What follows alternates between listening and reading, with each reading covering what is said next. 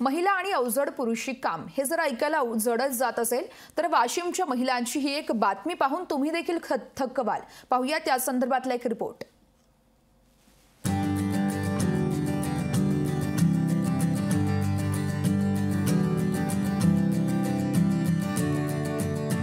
महिला शिक्षणाचा प्रसार झाला आणि सर्वच क्षेत्रात महिला पुरुषांच्या बरोबरीने खांद्याला खांदा लावून काम करताना पाहायला मिळू लागल्या।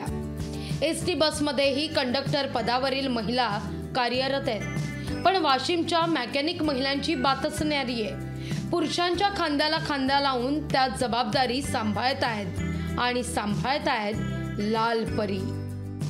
आज प्रत्येक क्षेत्रात स्त्री अत्यंत उत्स्फूर्तपणे पुरुषांच्या बरोबरीने काम करत आहे। जसं एसटी महामंडळमध्ये मेकॅनिक हा खूप हार्ड जॉब असते लेडीजसाठी, तरी पण त्या पुरुषाच्या खांद्याला खांदा लावून सक्षमपणे काम करत आहे आजच्या घडीला।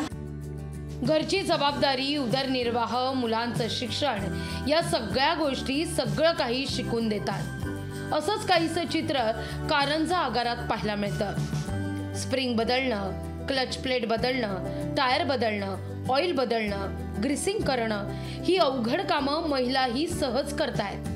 सविता ठाकरे, रेश्मा या दोघीही आगारातील सर्व जबाबदारी लीलया पेलतायत, जी एक पुरुष मेकॅनिक हाताळतो। मी एसटी महामंडळमध्ये जॉब करते।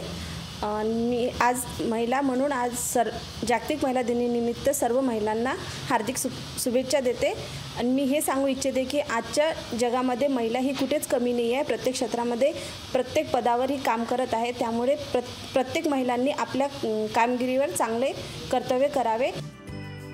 डोबयमानाने पाहिलं तर एखाद्या पुरुषाला घरात घरकामाची जबाबदारी असतेच असं नाही, पण महिला या घरातली कामं करून कार्यालयातली, गॅरेजमधली ही कामं करतात। वाशिममध्ये लालपरी सुरळीत धावली पाहिजे याकरता गॅरेजमध्ये या दोन महिला पुरुषांच्या खांद्याला खांदा लावून काम करतायत। ज्ञात अज्ञातपणे अशी कामं करणाऱ्या सर्व महिलांना लोकशाही मराठीचा सलाम।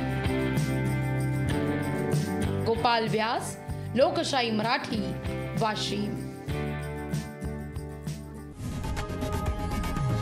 लोकशाही मराठी ऐका, पहा, जागरूक रहा।